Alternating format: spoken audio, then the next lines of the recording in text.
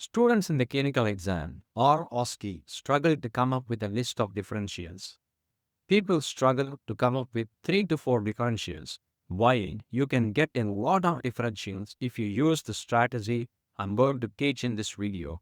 I use a strategy called direction. It is a mnemonic where D stands for drugs, I stands for infections, R stands for rheumatological causes, E for endocrine causes, C for chest causes, T for traumatic causes, I for inflammatory causes, O stands for others, where I use social, occupation, travel.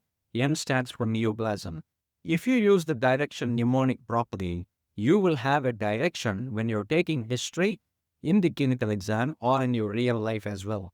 I use the direction mnemonic every day in my patients when I'm taking histories as a general practitioner.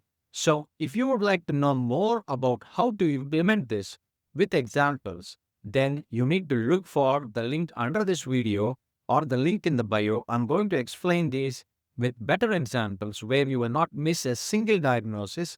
Be a safe doctor.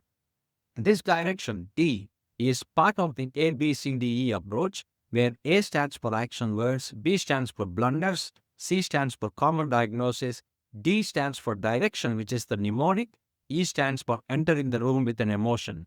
In the next few videos, I'm going to teach about each of these with examples. So look for the link under this video or in the bio, and I will teach you the 5 pillars to pass the clinical exam and be a successful clinician.